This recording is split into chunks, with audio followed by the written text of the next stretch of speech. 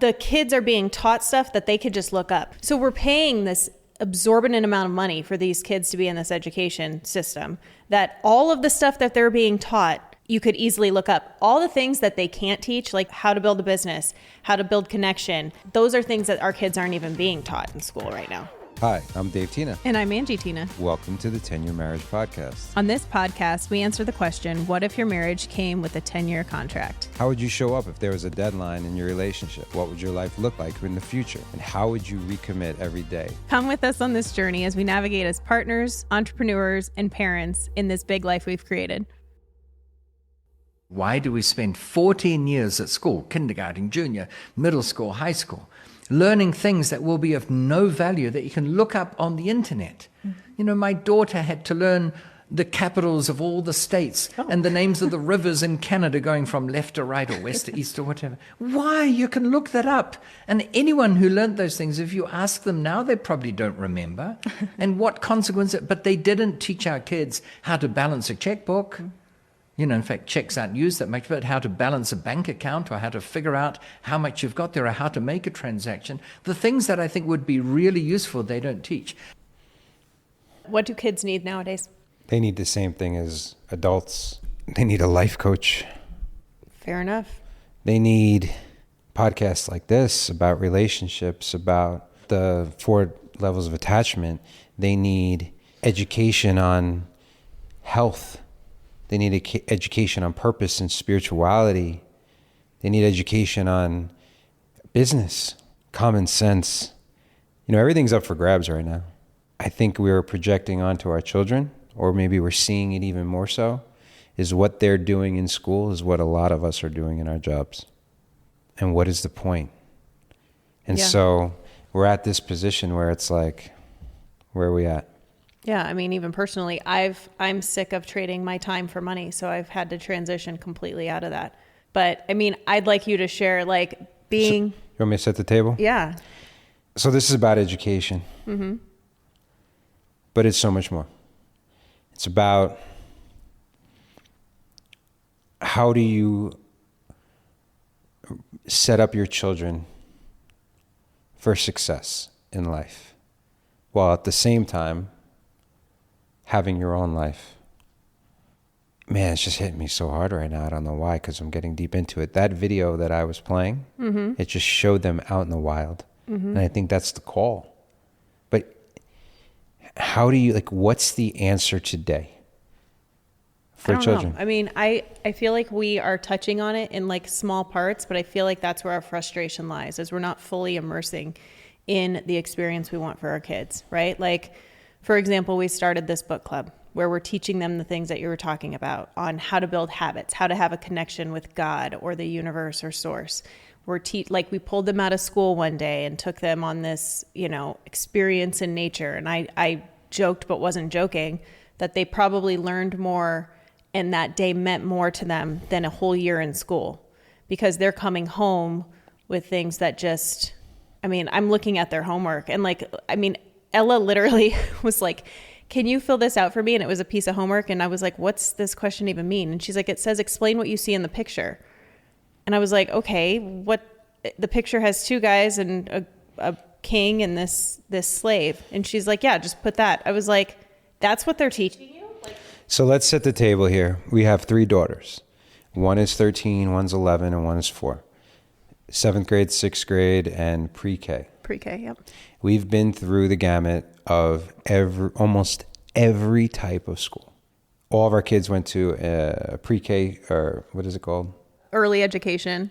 Which is childhood center, yeah. Considered one of the best, and it's a Jewish school where they learn Hebrew, and there's Challah, and there's temple, and all that. It's a good school. But even that school, it's got so much issues, right? Like, as far as, like, the place is breaking down, and, like, you know what I mean? Like, it is what it is, but it's good. But yet it's almost $20,000 a year for pre-K. Then with our older kids, they have been to private school with tons of homework, tons of rules, and no religion. They have been in a micro school during the pandemic where they were with kids with age ranges from what, like There was like a 5-year five-year age range, distance, yep. right? With 3 full-time kids. I felt like that was romper room. Then they were in public school. Some of the best in Las Vegas because of where we're zoned. They were in a very progressive school where almost like the kids are allowed to kind of dictate how the day goes. And some of It's a little bit of a disaster. It's like Lord of the Flies, Yeah. right? We've been now in a faith-based Christian type school. And we've paid anywhere from $15,000 per kid to $32,000 on that micro school per kid. And we're still not getting our expectations met. And even our education, I mean, Long Island education is incredible. Teachers that get paid well, tenured, like it's top notch. And I still haven't sent any of our girls to any teacher to any situation that's been better than my free schooling back there. I don't even think that's the case anymore. I wouldn't even want to be a teacher. I have a degree in education. So when you get a degree in education, you need to take a major in the subject that you want to teach. So I started with English because I love to read and I love the English language. I love the whole game. But there's no English teacher jobs available because someone gets in that job, they stay forever, which is a problem in itself. So then with the history, no job. So finally, my buddies were in physical education. I was like, well, this will be easy. Well, then I had to take anatomy and physiology. Next thing I have a degree in kinesiology. Wasn't easy, right? And I get this job and the bureaucracy and how ridiculous this was, what you get paid. My mother was a special ed teacher. My sister is a teacher and a coach. It's a zero-sum game. And just to give you some of the bureaucracy, you ready for this? Me and the guy I taught with, we weren't even teachers for less than a month. We had to do a field day. When's field day normally? The end of the year, right? It's a celebration of the year. We did it in the first month of school. You want to know why? Because most of the kids wouldn't be there by the end of the year. They did count day. And count day is the day they count all the students in the school. And they figured, and they get all their funding based on count day. So they figured if they had field day on count day, then they would get the highest rate of kids in the school, highest and rate of therefore attendance. Then we would get from the administration, they're like, we have this much money to spend for the physical education department. This is what you can spend. And we'd be like, we don't need any of this. We got it all. They were like, spend it. We were like, why? Because if you don't, we lose it. So we're buying like things that we had multiples of. Yeah. Not to mention you get paid nothing. So like, I don't even like blame teachers because I don't even think there's a position to thrive, right? Like the system is broken. It's so broken. And we're one of the worst in the country. We're 47th, I think. In this state. Yeah. Yeah, I don't think it really matters, but yes, the states that don't have state income tax usually are at the bottom, right? And so I used to believe that the more you pay, the better shot you have, which I do agree. But if you have a great teacher in a tough curriculum, you're screwed. So, and I think it's just going to get harder. Like, how do you navigate? Like, what just happened? Like, it's tough for me to have respect for a lot of other human beings that are barely running their own lives in a way that I would run or my values. And all the liability and the nonsense and the teachers, the parents that are completely irrational about their kids. And like, I wouldn't wish this on anybody. It's just and then you got like, let's just get rid of the whole Department of Education, right? Which it's tough to defend them. But I taught at a school where if the kids didn't go to the school, they wouldn't have had even a meal the entire day. Like, it's a shit show across the board. So what do you do? What do you do? Are we happy with what we have right now? No. We're not fully happy. I mean, we're content. I would say we're comfortable. And we're paying $60,000 a year. Yeah. After taxes. So we almost have to make $100K just of our money just to pay for mediocrity in 3 schools. For 3 girls. Yeah. One of the biggest problems I feel like we've had recently is just where the school draws the line and has these rules is not where we're not on the same page, right? Like where we would find our kids like, hey, this is where we think that they need to have consequences. This is where they're not doing what we think that they should do. It's completely it's complete nonsense what the school is doing. Like, oh, your kid hasn't been in school a certain amount of days, or, oh, the dress code is wrong, or, oh, so-and-so, like, I remember Ella getting a detention for opening the boys' bathroom. Remember, like, in first grade, she's like, first grade, completely in tears. And I don't know how it's serving our kids at all, you know, other it's than teaching them to be like robots. And, and that, if you go back to the reason education was created, and this isn't even a conspiracy theory, and it's not who I am, but you could read, this isn't like this fake is the news, history, is to get them ready for the assembly line, to make them good workers. That's why they had bells and the bells in school. Like, going to school for that long and that many years, how much are we really retaining? Like, there's a line in Good Will Hunting where Will is having a debate with that guy who is like an Ivy League, like, know-it-all, and he's just running circles around him. And he's like, yeah, I read that too. He goes, he's like, you could have got all this for, you know, a couple of dollars of late charges at the local bookstore rather than spending $150,000 on your education. Well, and that's what it is now, right? Like that video, it talks about how the kids are being taught stuff that they could just look up, or they could just ask Google at this point, or ask ChatGPT, or whatever it is. So we're paying this exorbitant amount of money for these kids to be in this education system, that all of the stuff that they're being taught, you could easily look up. All the things that they can't teach, like you were talking about, how to build a business, how to build connection, you know, how to create something or invent something. Those are things that our kids aren't even being taught in school right now. Like, our kids come home and their work is complete meaningless, in my opinion. Yes. The only thing I think that our kids are getting from the education that they're in right now is the social aspect. And that's the one thing where I'm like, well, I don't want to fully do homeschool because, first off, I don't want to be a teacher. I don't want to be that educator. In addition to that, there's this line of, you know, what our kids are learning and this real life stuff. One of the reasons why I want a ranch in the first place is because I want them to learn how to garden, learn how to live off the grid, learn how to, like, create a business, whether it's selling eggs or baking bread or, you know, having fun in the freaking woods, building forts with their friends. And, like, I feel like that's where kids learn.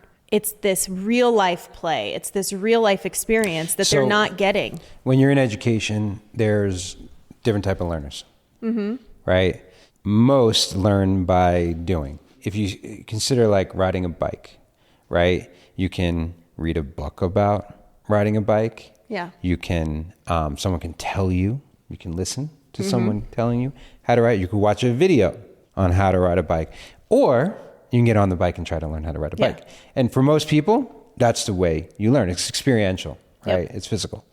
I think the goal of an educator or an education system should be opening doors of possibilities, because there is something to be said about the social aspect. But even then, even the social aspect is a whole nother game, because it's so generalized and it's so watered down now. You get what I mean? Yeah. And maybe it's a societal thing, but, like, I used to believe that they had to experience what goes on in schools in order to be prepared for real life. I think it's the opposite now. It kind of is.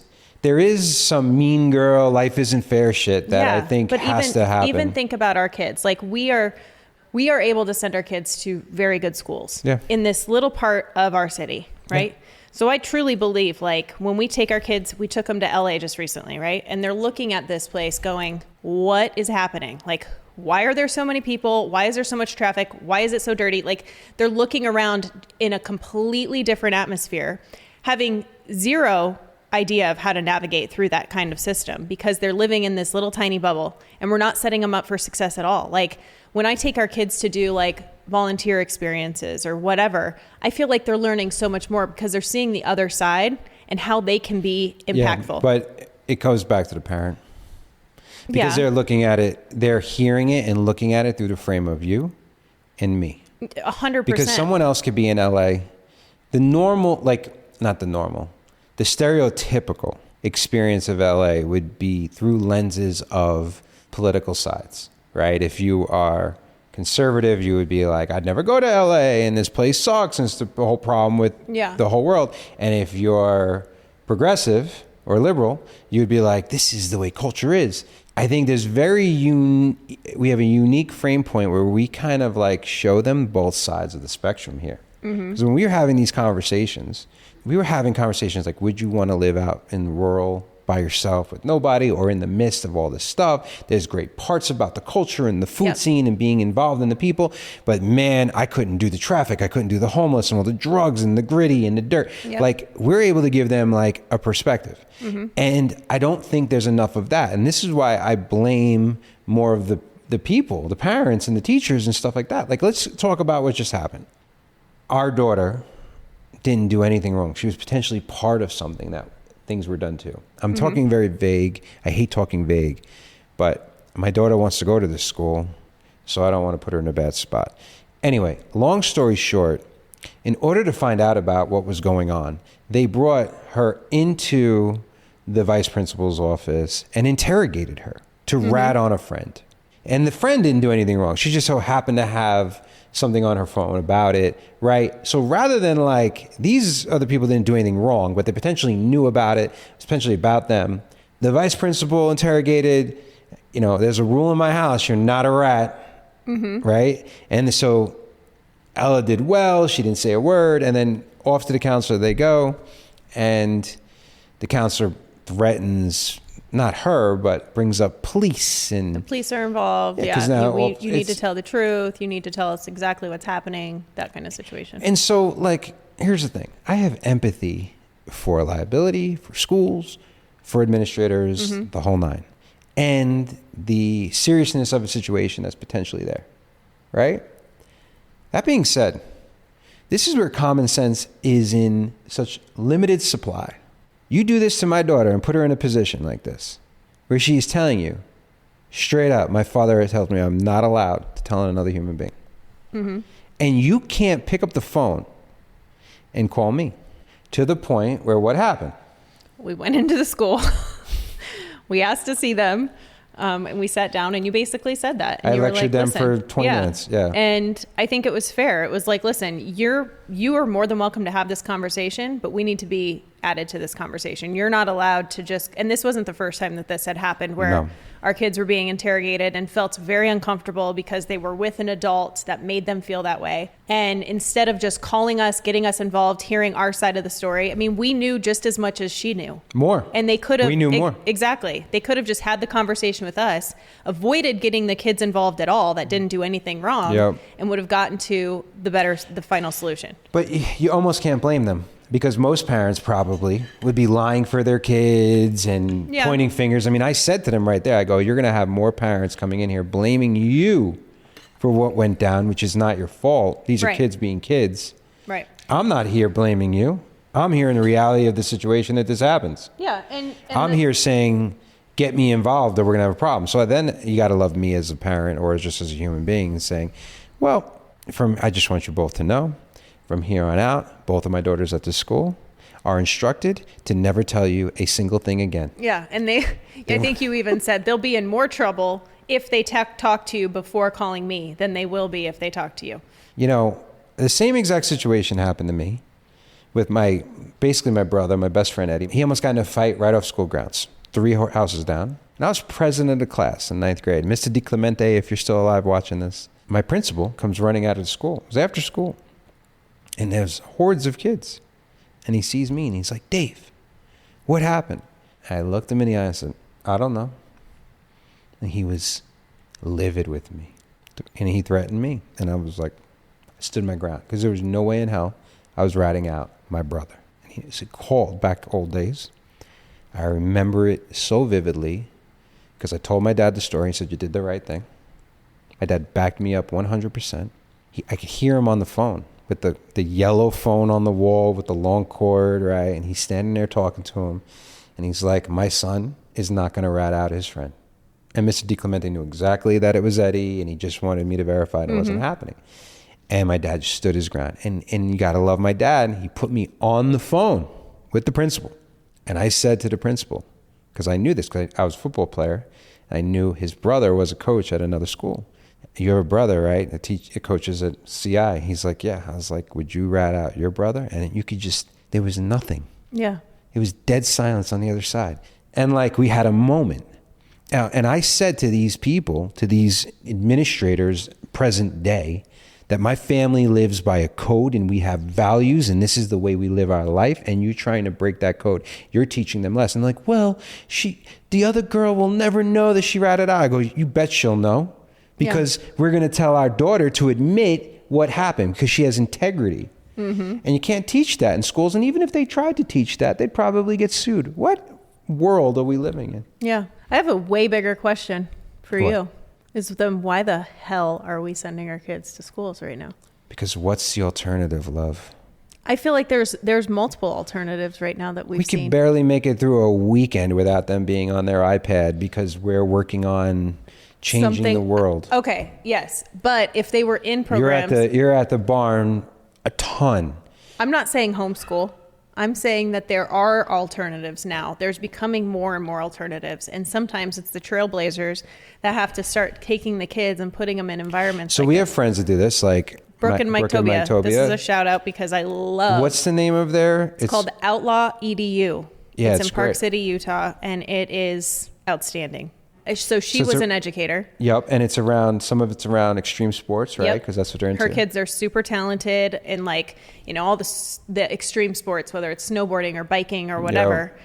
And she saw the flaws in the system. She saw the education system and saw that was what was broken. And they created this concept where they go to school for, I think, like a couple hours a week or a day or whatever. But isn't one of them now going to real school? No, both of them I think are in this program. And then the majority of the time, I shouldn't say real school, but I meant public school. Yeah, like traditional school. Yeah. But they go into a certain classroom for a certain amount of time to get like some basics done. But then the rest of the time they're creating businesses, they're launching products, they're inventing different things. And then they work out every day together as a team, very collaborative.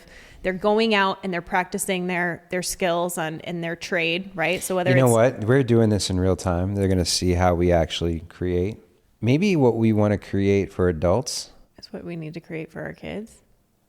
Yeah. But how are we going to get the time to do that, like you said? We have to monetize it. Or nonprofit it and get paid as a or however you want to do it. I just think that where our kids are right now and where technology is going, especially with AI, we are setting our kids up for failure, not success. So kids are using AI to do homework. Yeah. And we're using it a ton, yeah. right? Like I even put it in an email today. I wrote the email. I had to clean it up. And what they're doing now is they're going into AI, taking it out and putting the humanizing. Yes, there's humanizing apps or humanizing AI where you humanize the AI. It's just this back and forth. People are going to use this technology. Kids, that's the thing, is the kids are going to be so good at this. And because we're not putting ourselves in these environments where we're learning just as much, they're going to run circles around us. The conversation that Ella had. I don't necessarily believe that. Okay. I just think that they're going to use, leverage, abuse. They're going to do everything. That's the way technology works, right? Mm-hmm. By 2050, 80% of jobs will be gone. Mm-hmm. I don't necessarily think that 80% of jobs will be gone. I think that the top 20% or less of each field will still be there running the show. Mm-hmm. So if you're not elite at what you do, you're screwed. Will robots be driving all of the trucks? Sure. But I'm sure there'll be the top 20% making sure all the trucks are going in the right spot. Right. There's got to be a human behind. Exactly. It's the people that can get behind them and make sure when they break down, they can fix them. And, there's jobs like that will be created as well. And this is where we get stuck in the box, stuck in the routine, stuck in the societal norm, where things are happening so rapidly, it's already changed. It's already happened, whether you're an early adopter or not. Yet we're still in this rat race, this matrix of thinking that it's all the same and it's got to be different. And I think that's what people are being called to right now. That's why they're homeschooling and getting them into the nature. And I think that's why that's the call back. Experiential. The future is experiential. So there's a lot of great schools doing this right now. Mm-hmm. Like the one in Austin Tell me about that I don't one. know. So I don't know what the school is actually called. I know her Instagram is something like Future of Education, but what they do is they don't hire teachers, they hire coaches. And so they have a certain amount of time a day where they're taught by AI, which is also your friend just created this whole AI technology that is being taught. Yeah. Which is being taught from the actual point of view from, like, if it's history, they're actually being taught by Benjamin Franklin. And so this school is like, their AI is teaching them some of these basic things. And then they're being in environments where they're with coaches, and their coaches are helping them create businesses and invent things and all of the stuff that is like real world experience. And these kids are getting like awards from all over the place. They're actually creating businesses that are generating income already. Like, these kids are like blossoming in the success and loving it. Instead of, like, I feel like a lot of our kids and their friends and people in the environment in the traditional sense, I feel like it's a very, like, go through the same routine. Well, what are we setting them? What are we setting them up for? This. Right? Are we setting them up to go to college? I hope not. I mean, right now we're setting them up to go to college because everybody that they know is going to go to college. But in my opinion, like, traveling the world is going to bring so much more value than going to college. So there's a saying that I say all the time. Your net worth is in your network. So there is something like, if you're going to an Ivy League, maybe that makes sense, but that's a whole game within a game anyhow. Yeah. Right. I could, especially for business, marketing, AI, most things, while you're going to school for, they're being taught by people who have never applied it. Mm-hmm. And they're teaching things that already have been considered obsolete. Even our CE classes to get our licenses, right? Like, we're being taught from these teachers that literally can't close a deal if they tried. They're teaching us outdated stuff with these scripts that are completely outdated, and you're wasting literally so much of your time. Here's the issue, though. While you're on those CEs, on the Zooms or in person, 80% of the people are dumber and more ignorant than the instructor. Yeah, that doesn't know what's going on. Yeah. So when I say that the cream of the crop, like, the gap right now in between everything is just rising. Like all three of our girls can run circles around even adults. Mm-hmm. Like, Gianna can manipulate adults. Oh, she's a professional negotiator. Yes. She could be an FBI hostage She will look you straight in the eye. She is definitely. She'd be like, nope. Nope. I'm not giving you $150,000 for that person's life. Here's what you're going to do. Yeah. Yeah. And so a big part of that is, like, for instance, there's a stat or a saying that kids that get raised in houses with books are smarter. Mm-hmm. The question would be, why are kids that are raised in houses with books smarter? Mm-hmm. Is it because most likely the parents of those kids read those books and therefore are teaching their kids a certain way? Yeah. Or is it because the opportunity to pick up a book and read is there?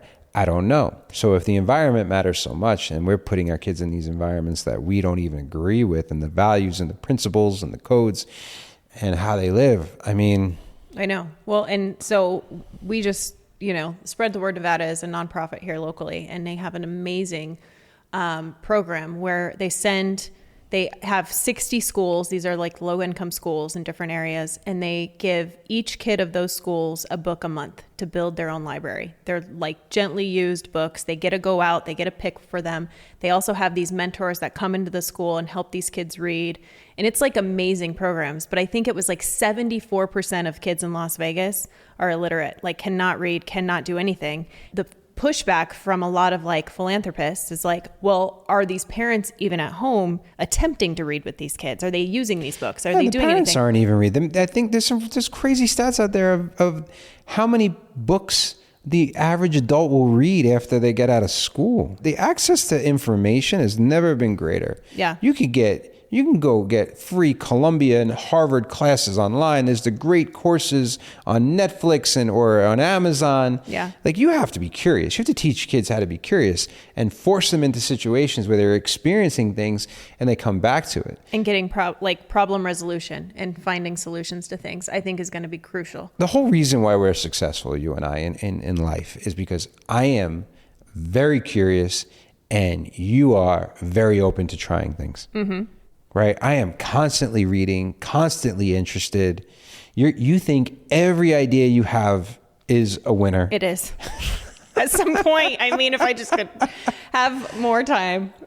Exactly. Yeah. And I think the average person is still stuck in some because they're in a bad situation. Yeah. But like, so if you're a parent, what do you do? Because most parents both work, they both rely on their money. There is not the luxury of homeschooling. There's not the luxury of building a business. Like, they're barely surviving and making it through the average day. Even if there's vouchers and school choice, that just jacks the prices up. Like, I always joke, like, we had it on, like, let's say every kid got a $7,000 voucher. Mm-hmm. The cost of sending the kid through the system versus, all right, you don't want to go to public school? Here's the money that we would have spent on you. Go spend it. If I'm a private school, I'm just raising my rates $7,000. Yeah. I mean, maybe though there'd be a trickle down, and then there's schools. Well, and it doesn't even matter. That's the thing, is the school that our kids are going to, there's 500 kids on the wait list to get into 6th grade. It's 500 kids. Think about that. Like, there's such a need for all of this, because those kids, if all these public schools or private schools are fully packed, then they're going to strain the system on the public schools, and then the teacher to student ratio is even worse. And so it's just a babysitting situation in some ways. And another stat that I've talked about. You got to play this through. Have we gotten to a situation where it's just babysitting and basic knowledge? Yeah, I mean, basic knowledge. Yeah. Right here, right now. Yeah. I want to do all the things we've talked about. Can we please? Can we stop talking about them and just fucking do it? It is hard. We go again. It's like, but imagine, like, we could be an example for people and kind of show people. And I know we're leading to it, but you don't just break one box. You're breaking all multiple boxes. Yes, I know. You're breaking all the boxes. You're questioning it all. Yeah. You're questioning the health system. You're questioning the education system. You're questioning the government. And there's a lot of good things about all of these institutions without government. You realize, like, believe it or not, we're in the most peaceful time in the history of the world right now. Even with all the shit going on, people are living longer than they've ever lived. People have access to more information than they've ever had. Poverty, they still have cell phones and flat screens. Like, this is, I don't want to say like a privilege or a quality problem, but I do see where we're going. The institutions are falling by the wayside incredibly fast, and everyone feels like they've been lied to for so long, and everyone's questioning the whole American dream or human dream. Like, what's it all for? Yeah. Right. We've been sold an interesting, bill of goods here. And so I think what's the point of it, the question of education is exposing the greater way of life of how people choose, whether they even have the ability to choose, or if they do, how do they actually do something about it?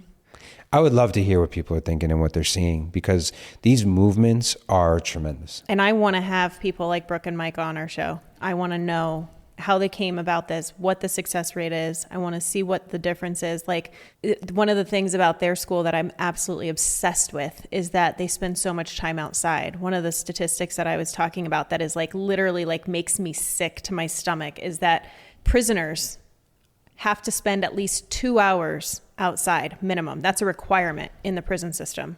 And all the school kids, all like our children, are spending less time outside than prisoners, getting less sun exposure, getting less time in nature. Like, that is absurd to me. Well, the whole system is built on the same thing. I mean, kids go to school, parents go to work. Yeah. And that's one of the reasons why civilization works to a degree. But what happens is if there's too much of a gap between the haves and the have-nots, then civilization starts breaking down. Yeah. And that's what we're seeing. Right? People want respect and autonomy and truth and transparency and opportunity and purpose and things to look forward to. And if they're not getting that, they're merely surviving. Yeah. Hence why, unaliving yourself is up, and people are starting to live less, and people are having these huge awakenings and just unplugging from the game. But there's an overcorrection there. And I am so sick of the word or. Like it's either this way or this way. It's this political system or this political system. You know, it's homeschooling or it's I'm buying into this. These games need to be and. It's both, right? So if you're going to, there's no such thing as getting off the grid anymore. You're part of the world. Yeah. Like it is what it is. You could use AI rather than letting AI use you. And you can live on a ranch with horses and chickens and everything. You got to do both. This, to me, school, it needs to be a hybrid. It needs to be social, and it needs to be all of those things about experience and interpersonal development and team sports and things like that. And maybe what we're teaching them, and stop getting rid of, like, kill as many sacred cows as possible, but also like time spent out of the school, outside, learning these things. And yeah, the people who do it are going to win. And the same thing with work, right? Work from home versus doing a 40-hour week. Yeah, and it's both. And not even having enough time. Yeah, totally. Well, and even as far as the work and the college and all of that stuff is like, where's the like true experience, like vocational aspect of being, like, if somebody is dreaming of being some type of occupation, like there should be an aspect of that kid actually going into those environments, seeing what that looks like, seeing what it feels like, seeing if it's something that they want to pursue. I feel like we've talked about this before on this podcast, but it's worth noting again. I think it's Northeastern. Northeastern has a situation where, like, you go a semester. I think they have 3 semesters a year or something like that. I could be getting this wrong, but every single year you do an internship at a business. So by the time you get out, I think you've done like 3 or 4 internships. Yeah. And most of the time, those places you've interned for hire you. So you come out of college with all of this real world experience. It is a beautiful and have hybrid. more clarity about what you even want to do. 100%. I still don't know what I want to do. I'm 38. You do Actually, I know what exactly what I want to do, but I'm not doing it because I feel like I've already put so much time in something else that for me to transition over to that would be like, how do I let that other part go? Yeah, that's the curse of success, right? And, you know, my coach says all the time that you never get to true freedom until you're willing to let go of all the success you've had. I know you're not ready yet. I am on the path. You're almost there. So are you. I'm more ready than you. I think in some ways you are. I think it's like everything else with us. You're mentally more ready. I'm not. And once we go, you won't be as ready as I am, and I will execute my ass through. No, that is not true. So what do? We just we're so stuck in this game that we literally, and this is quality problems, and I know no one's crying a tear for us. But just to say that I don't want to hear if someone doesn't have the financial means to do something, because a lot of people would say, hey, nice for you guys. I wish I could send my kids to private school. And here we are saying we got to make literally $100,000, our first $100,000. Just go to private school. And that's because after taxes and bullshit, you know, and they listen, and it doesn't stop there, right? You got to pay for the food. You got to pay for the uniforms. That's another thing. Like, they're more strict on these things like uniforms than public schools. At least we had flavor, character, right? Yeah. So, and I have a few ideas that I want to share. So wait, I just want to hold people accountable though. Yeah, go for it. Like, it's one of those games like, oh, if I just start making $1 million a year, all my problems. No. Sometimes the chaos of choice is a worse situation, right? Like, when you don't have as much choice, you just got to figure it out and you go. So it doesn't necessarily get solved while you're at the top of the mountain. Like, new level, new devil. Like, you know, more money, more problems, biggie, right? So what were you going to say? I was going to say, as we're talking about this, some of the things that I think any family could do, and it has nothing to do with money, is, and I think that if we stuck to them, we would see a lot of transformation, is one of them being our book club. I think that is so valuable. Us having conversations with our kids, reading stuff about, right now we were doing Atomic Habits and Conversations with God, and having these like literally set times where we can have the conversations with our kids. They can ask questions, because when we are doing that, our kids are like, the stuff that they're talking about is mind blowing. I'm like, wow, I didn't even think about that perspective. Even for us, it helps us grow. So I think that that's one that's huge, like a family book club where you can get together, you can have conversations around different topics. You can really grow in that aspect. So you're saying I go off the topic? No, this is like, you were just talking, you said, what do we do? These are things that I'm talking about for school. Well, I think because we're not taking our kids out of the school system that they're in right now, which I would love to do, but we're not doing that yet. Don't fucking play that game with me. I would love to do that. What are you trying to weaponize? What? Yeah. Like you think that just the answer is on some ranch in a place in Nashville I've never seen. I do. And them being homeschooled. We'll figure it out. I don't want them to be homeschooled. I want them to be in a hybrid situation where they go to school for a certain amount of time. And you don't even know if that us. exists there. So you're willing to move someplace for them to have that experience in that school? Or would that be one of the many things? That would be one of the many things. See, so it's not how it works, love. Like well, you tell me how it works then. I'm saying is you got to take all of it into account. Okay. What would you do? What's your perfect scenario? The perfect scenario? Yeah. I find a place where I'm able to have this ranch city life hybrid. Okay. Where I'm like 20 miles away from a major city where all the creature comforts of what I could possibly have are there. Inside of that is a very progressive, new age, or financial, whatever school that is willing to break the box. That could be a hybrid experience. Boom, great. While we're doing this, maybe we're investing in it, maybe we're contributing to it, because you got to do it for the parents too. The adults and the parents need it just as much, if not more, than the kids. You can't even expect or even have this conversation or desire for your children if you haven't had the conversation first of what you would want. Relationships and couples and marriages aren't even having this conversation between the two of them, let alone what they want for their kids. Mm-hmm. So that all has to be there. So I would want to have, yes, perfect world. I'm doing coaching, way of life stuff, borderline religious, like community, inspiration, connection, tribe, but without making it culty or, exclusive. And so, yeah, I want to do the same thing as you. But I also want to monetize it. But because you got to pay for it. Yeah, but you gotta pay for it. We're talking about our kids' education. What would their education look like in that? Well, think about what their education. They would be around it when they're not in school because we would be living it.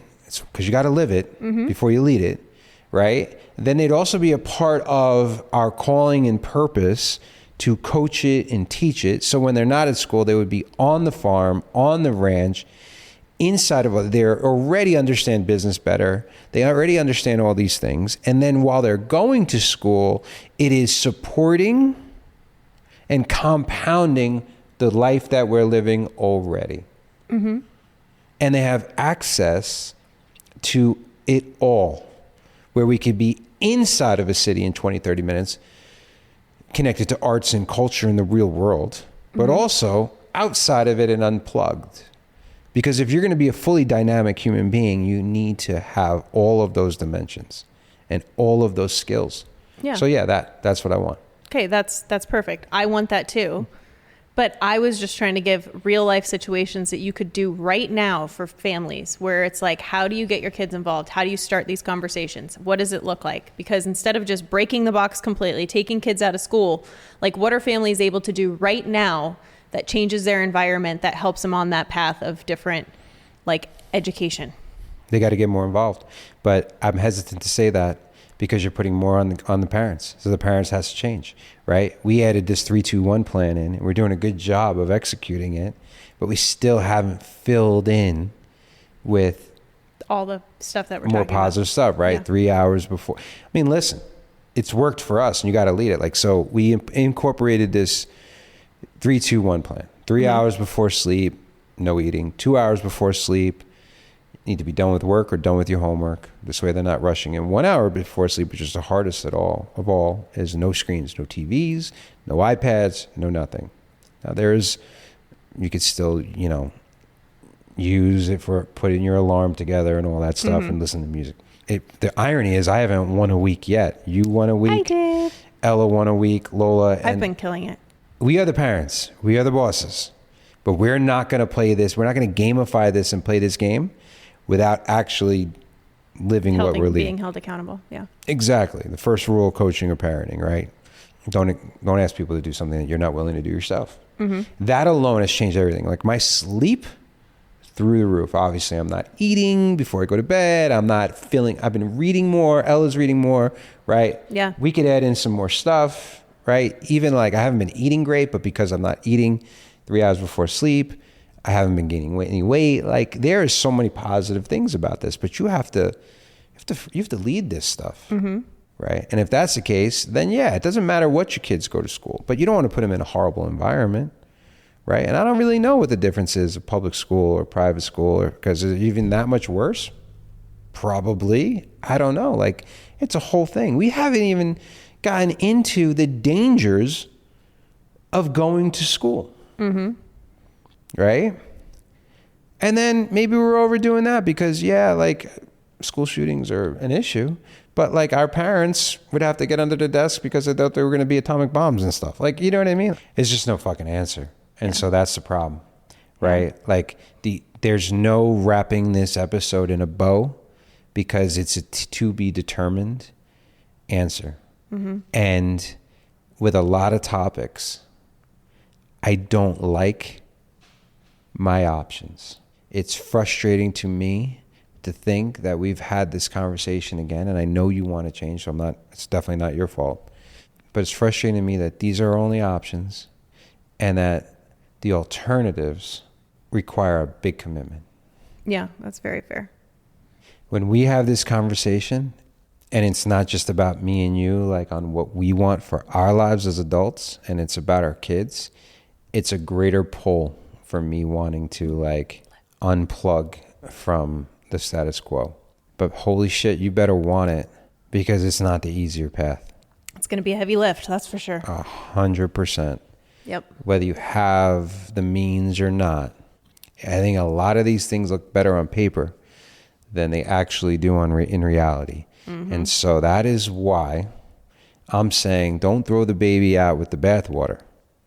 And so I believe that the future of education is going to be heavily reliant on AI, heavily reliant on new ways of looking at a lot of different options, a hybrid type way of looking at it, kind of an open-mindedness to looking at these things and saying, you know what, this doesn't work and let's try something different, while at the same time saying, wow, I guess that did work and we should keep that as well. Just like work from home and never coming in the office doesn't work. Yeah, it's the balance between the two. Staying in the office 40 hours really and having 20,000 meetings isn't work either. Maybe that's what the answer is a hybrid model. And changing the curriculum because they've cut out the things that are most important or as important, like the arts and activity and being outside and trying to jam in all these other things that aren't necessarily important. So guess what? There is not one right answer to this game. Yeah. Right? And it may be a socioeconomic thing where maybe if you do have it hard and difficult and you don't come from a family that has the means, that you are getting taught different trades and things that can improve your station in life, right? And you do have access to all these informations or information and books and artificial intelligence, whatever ended up winning, right? As long as you have that opportunity, like everybody else, some people are going to take advantage of it and some people are not. And we can't pick and choose the winners and the losers. But if it's accessible, great. So the future of education is going to look interesting. And I don't think there's one way that's going to win. And I think that's kind of what got us in the problem in the first place in this position, is that we try to do this one size fits all. And that's not the case in this world. And even then, the private schools versus public schools is not much different. You don't necessarily get the same teachers. It's just like in our industry.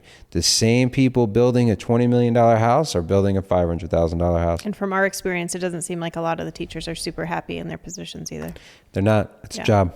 And so how can we make it better for the students and the teachers? Be willing to break it, kill some sacred cows, and let's try some new shit. Fuck around and find out. Let's go.